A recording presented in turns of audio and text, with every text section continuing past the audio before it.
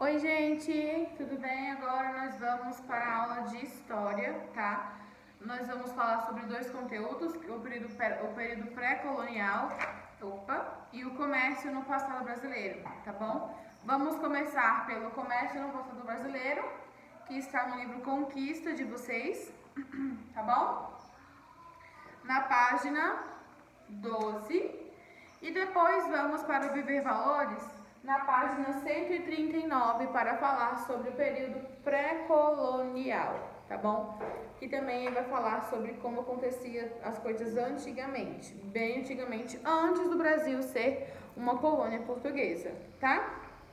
Vamos lá, iniciando. Desde que os portugueses chegaram ao território brasileiro, onde é o Brasil, né? Diversos tipos de trocas comerciais foram praticadas. Então, nós já falamos, já estudamos diversos tipos de comércio que tinham antigamente, né? A troca que os portugueses faziam com os indígenas, a questão dos escravos.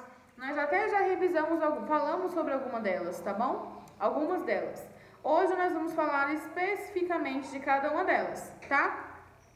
Primeiramente, a troca entre os portugueses e os indígenas. As primeiras trocas comerciais após a chegada dos portugueses ocorreram com os indígenas que habitavam o litoral. Os portugueses se interessaram por uma árvore chamada pau-brasil, que existia em grande quantidade nesse território. Essa árvore, que tem o interior do tronco avermelhado, era usado para atingir tecidos. O Brasil recebeu esse nome por causa dela. Os indígenas que habitavam o litoral cortavam e carregavam os troncos de pau-brasil até as embarcações. Em troca, os indígenas recebiam objetos como espelhos, pentes, facas, ou seja, realizavam o escambo. Eu já expliquei o escambo diversas vezes para vocês, e eles praticavam isso com os indígenas. E eu também já expliquei para vocês sobre o que eles faziam. Os portugueses traziam muitos materiais, muitos objetos que era diferente na época para os indígenas. Então eles aceitavam arrancar centenas de troncos de árvores por um pente, por um espelho, por um garfo, porque eram utensílios diferentes e interessantes para eles, tá bom? Aí depois que chegou um determinado momento em que eles foram percebendo que eles já tinham de tudo que os portugueses tinham para oferecer, foi quando eles começaram a se negar a trabalhar para eles, e daí também começou o trabalho escravo com os indígenas também, tá bom? Vamos lá. O escravo de ganho. A partir de 1530, povos africanos foram trazidos ao Brasil e escravizados por aproximadamente 350 anos. Então, a escravidão aconteceu por um período de 350 anos, gente. Muitos desses escravos trabalhavam como comerciantes nas vilas e nas cidades. Eles vendiam produtos como cestos, frutas, verduras, doces, animais, entre outros. Eram chamados de escravos de ganho e obrigados a entregar aos seus senhores a maior parte do dinheiro que recebiam das vendas. Com o sonho de comprar a alforria, que é a liberdade, né? Muitos escravizados guardavam uma pequena parte do dinheiro que sobrava. Então, gente, antigamente, os escravos trabalhavam para os seus senhores, tá bom? Mesmo já existindo a questão da liberdade, eles compravam essa carta de alforria, que não era nem um pouco barata. E vamos supor que a Isabelle é uma senhora, né, de engenho e tal, e eu sou a escrava da Isabelle. Só um exemplo, um exemplo. Aí a Isabelle produz milho, produz alguns alimentos, tem animais para vender e tal. Ela fala para mim: Stephanie, vai lá na comercial e vende esses produtos. Eu vendi, vamos supor, se no dia eu lucrei R$200, falando da moeda hoje em dia, né, mas antigamente era bem diferente. Se no dia eu lucrei R$200, a Isabelle ficava com 180 e ficava com 20. Então, os senhores dos engenhos, né, os patrões deles, ficavam com uma quantidade bem maior do que os próprios escravos, né, os escravos de ganho. Por isso que é escravo de ganho. é um escravo que eu vou estar ganhando com ele, tá? Por isso que se chama escravo de ganho. Ele ia para o comércio, vendia as coisas e eu ganhava com a venda dele, tá bom? Próximo, os tropeiros. Feijão tropeiro, gente, será que veio deles? Vamos lá. Há pouco mais de 300 anos, um grupo de trabalhadores se tornou muito importante para o transporte de mercadoria em terras brasileiras. Esses trabalhadores eram chamados de tropeiros. Eles viajavam em grupos e montados em animais ou a pé, conduziam gado ou transportavam tecidos, sapatos, alimentos e outros produtos para serem vendidos em diversos lugares. Assim, muitas cidades surgiram nos locais onde os tropeiros paravam para descansar e alimentar os animais. Lapa, no Paraná, e Taubaté, em São Paulo, são exemplos dessas cidades. Então, os tropeiros, eles faziam os transportes das mercadorias, tá? E onde se vai em várias cidades fazer a venda desses materiais. E, por conta dos tropeiros, outras cidades foram sendo descobertas, foram sendo criadas, né? Eles paravam para alimentar os seus animais, para descansar um pouco, porque a viagem sempre era muito longa, tá bom? Os mascates e os caixeiros viajantes. Na época dos engenhos coloniais, há mais de 300 anos, os mascates eram vendedores muito comuns no Brasil. Eles viajavam por várias cidades vendendo os produtos. O caixeiro viajante, por sua vez, era um tipo de vendedor bastante comum há mais de 100 anos. Esse trabalhador não levava nenhum produto nas viagens, apenas listas com os nomes das mercadorias que poderia vender. Assim, a pessoa escolhia o que queria, encomendava o produto e depois recebia em casa. Gente, isso que esse caixeiro viajante fazia é como se fosse um boticário, um Avon, que o quê? Que ele oferece uma lista de produtos, a pessoa escolhia naquela lista o que ela pedia e depois de um tempo aquela pessoa levaria, né, pelos mascates, levaria esse produto em casa, tá bom? Na casa da pessoa. Então, os mascates, eles levavam, né, viajavam por várias cidades vendendo os produtos e os caixeiros viajantes, eles apresentavam uma lista de produtos, a pessoa escolhia para somente depois receber o produto desejado na sua casa, tá bom?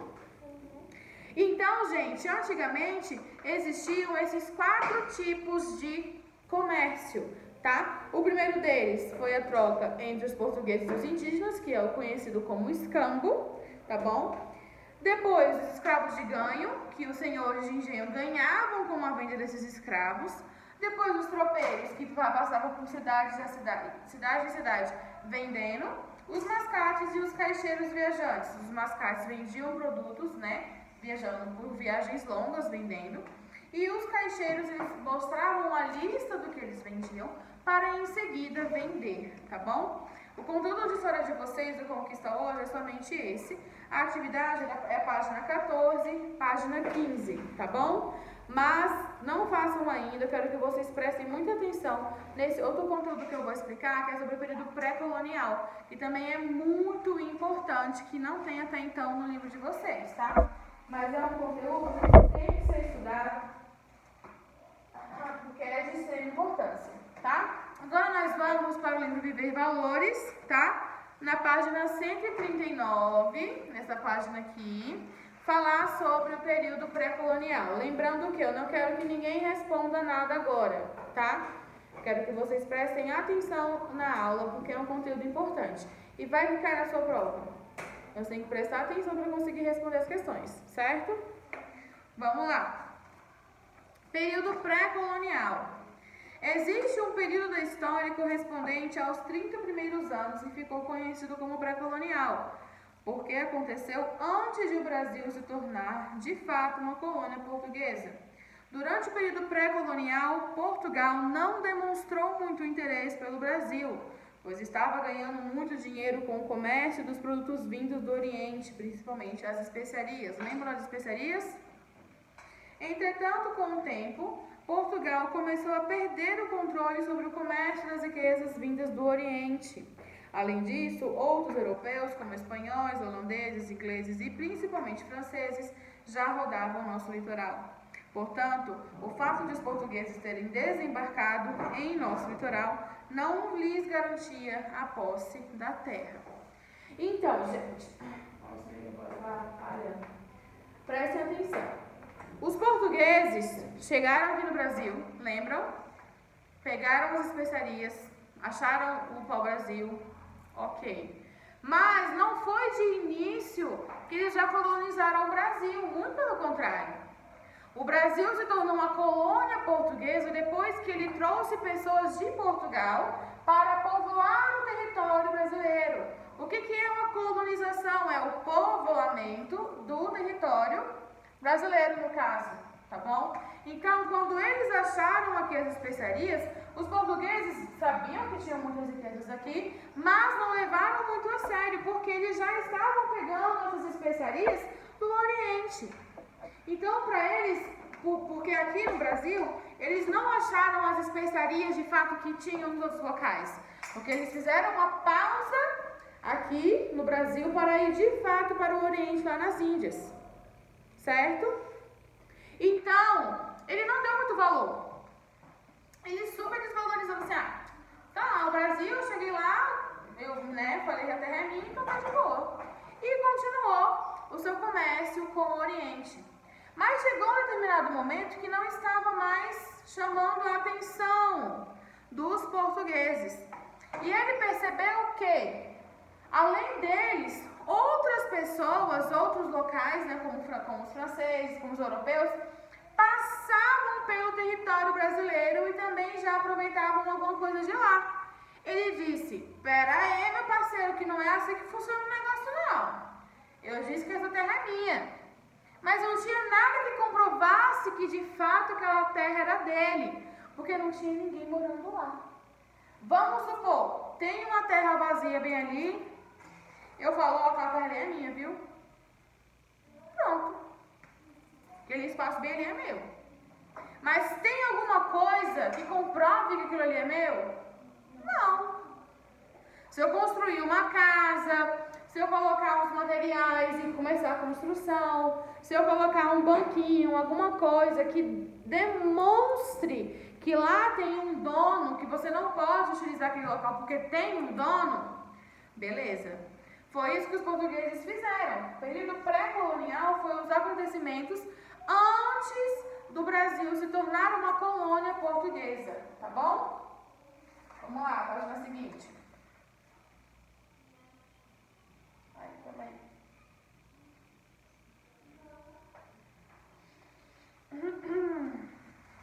Aí o que acontece? O rei de Portugal, como ele tinha pego, somente para o Brasil, o que aconteceu? Ele percebeu que precisava ver o que o Brasil oferecia a mais para ele. E ele começou a mandar expedições, ou seja, a mandar pessoas, navegações para virem aqui no Brasil e explorar e ver o que oferecia de bom para ele. E tiveram duas expedições que foram de extrema importância. A primeira expedição e a segunda expedição. Nós vamos ver agora, tá bom? E depois dessas expedições que de fato ele começou a ocupar a terra, tá? Primeira expedição realizada em 1501. Em que ano o Brasil foi encontrado? 1500. Tá? Um ano depois ele começou a fazer, ele fez essa primeira expedição. Então o que comprova que ele encontrou o Brasil, ok? Mas ele não colonizou de fato. Ele encontrou, viu que tinha riqueza, viu que era uma terra nova, que era uma terra bacana, fez o quê? Deixou guardadinho, porque a terra, dizendo ele que a terra era dele. Ele celebrou aquela missa, com o padre, para falar e nomear aquela... Poxa, joga fora, né?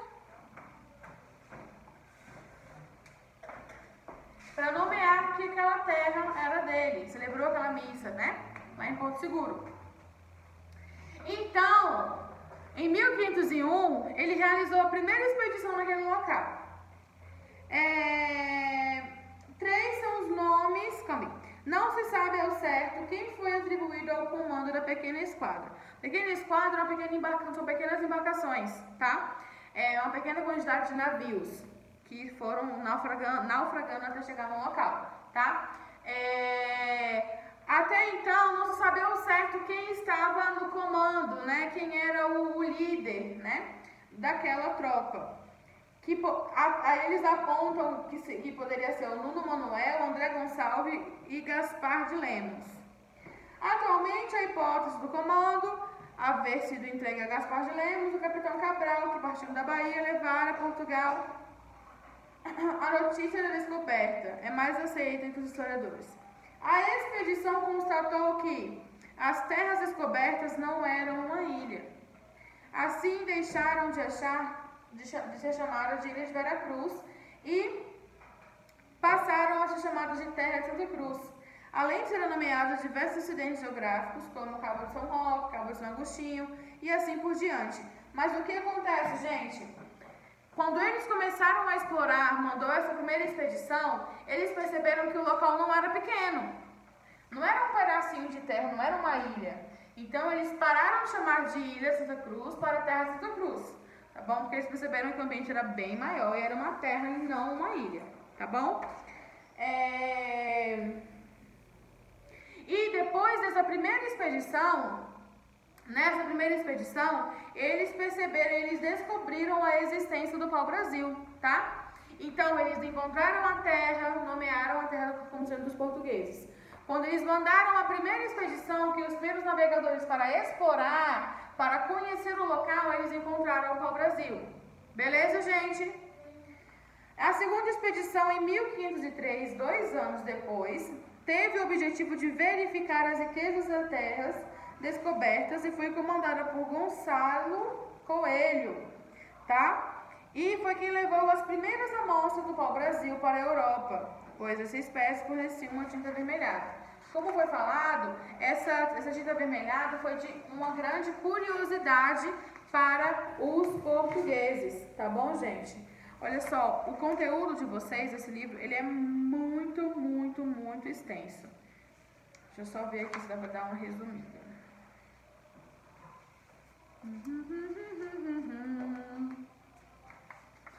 Vamos lá, continuando, gente. A madeira do pau-brasil foi a primeira grande riqueza brasileira explorada pelos portugueses. Então, eles chegaram aqui, encontraram a madeira, né, o pau-brasil, e começaram a utilizar, a explorar aquele pau-brasil, tá bom? No início, os indígenas forneciam a madeira pau-brasil em troca de tecidos, foi o que a gente estudou, tá bom? Eles começaram a trocar, né, por serviços. Eu te ofereço ao Brasil e você me dá algum utensílio seu. Além de oferecer essas madeiras, eles também ofereciam animais daqui, arara, macaco, entre outros, tá? Eles ofereciam porque era algo que era muito bonito, os portugueses também não tinham muito conhecimento sobre eles, tá bom?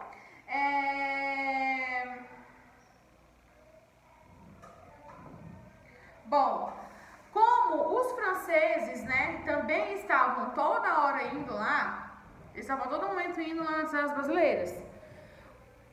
Com a chegada dos portugueses constantemente, porque eles estavam indo lá várias vezes. Como os portugueses estavam indo lá várias vezes, essa visita dos portugueses por longos períodos e várias vezes, repetidas vezes, trazia também uma segurança para o local, tá bom, gente? Trazia uma segurança bem maior para o local, tá? Então, por quê? Porque se tinha outras pessoas chegando naquele local, ele precisava proteger, não é verdade? Porque senão os franceses poderiam pegar as especiarias deles, tá? Vamos lá, na próxima página. Uma das medidas adotadas por Portugal para proteger as terras descobertas foi enviar expedições guarda-costas, cujo objetivo era destruir feitorias e fortes construídos pelos franceses, tá? Então, gente, os franceses começaram a se instalar nas terras portuguesas. E essas expedições guarda-costas foi para quê? Guarda-costas foi para quê? Para proteger as terras portuguesas e destruir tudo que os franceses tinham, tudo que os franceses tivessem construído por aquele local, tá bom? Então, imaginem só, vamos supor que aqui é terra brasileira, certo? E que cada cadeira aqui é um pedacinho de terra. Beleza, até então não tinha ninguém aqui, certo? Vamos incorporar aqui. Aí vamos supor que todos vocês são franceses. Cada um no local aqui, colocando seus fortes, montando, falando que aquele espaço é seu. Aí chega o pessoal do terceiro ano, que são os portugueses, que eles são considerados a expedição guarda-costas. Então eles vão chegar aqui e vão destruir os fortes de vocês, ou seja, vão entrar em um confronto com vocês, para falar que essa mesa, que esse pedacinho de terra não é de vocês, e sim deles que são portugueses, tá bom? Vamos lá.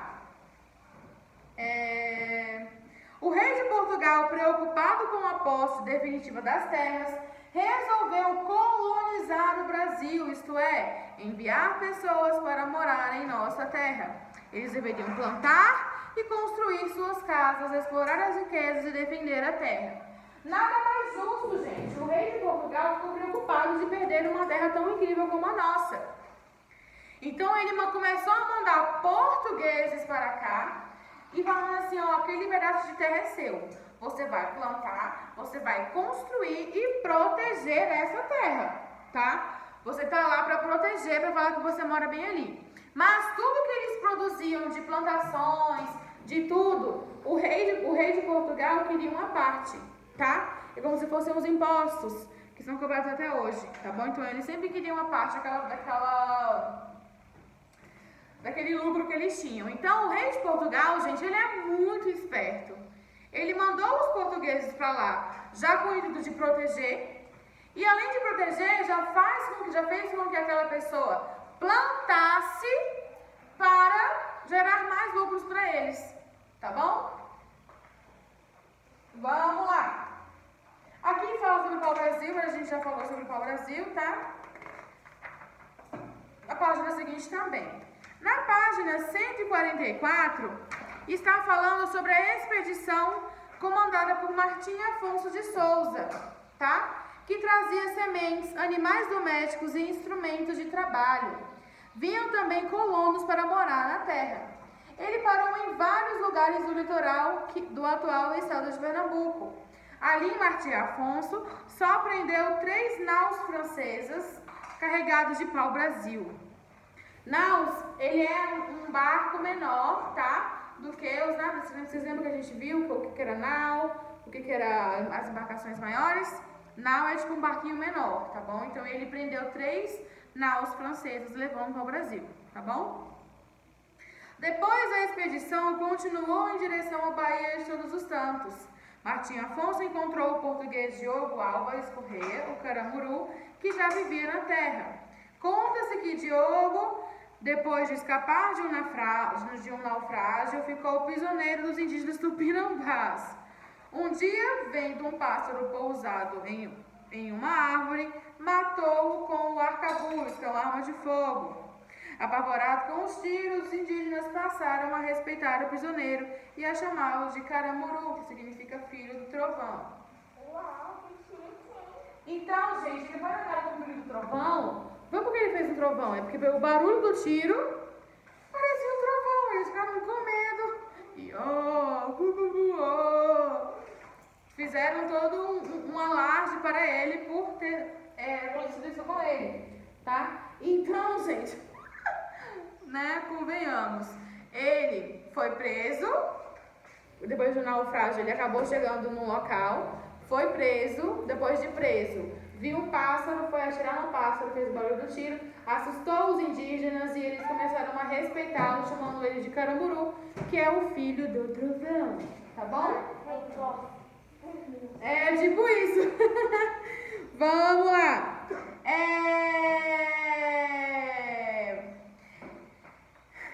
Em direção ao sul, a expedição passou pelo Rio de Janeiro e Martim Afonso fundou uma feitoria nesse local. Depois de passar por Cananéia, Martim Afonso de Souza dirigiu-se ao Rio da Prata. Ele deixou seu irmão Pedro Lopes de Souza para explorar esse local. A expedição colonizadora parou nas terras que hoje fazem parte do litoral paulista.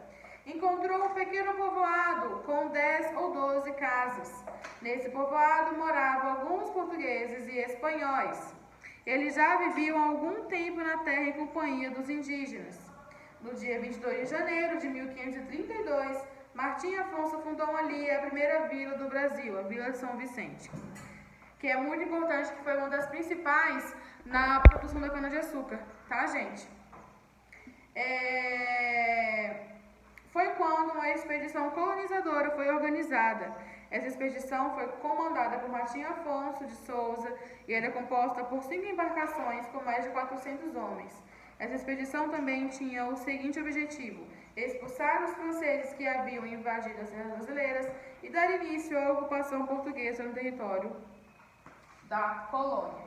Então, todo esse texto, todas essas expedições, né, que foram citadas, eles eram para quê? Para povoar, para retirar os franceses que aqui existiam, para procurar especiarias, procurar iguarias, procurar algo que gerasse riqueza e para colonizar. Tá bom? Então, essas expedições foram para isso, para verificar e encontrar as especiarias, encontrar riquezas, para tirar as pessoas que não pertenciam aqui a essa terra e para colonizar. Beleza, gente? Beleza? Beleza? Então, as atividades eu vou colocar nas instruções, tá? Leiam o texto novamente, direitinho, e respondam com muita atenção, tá bom? Beijão!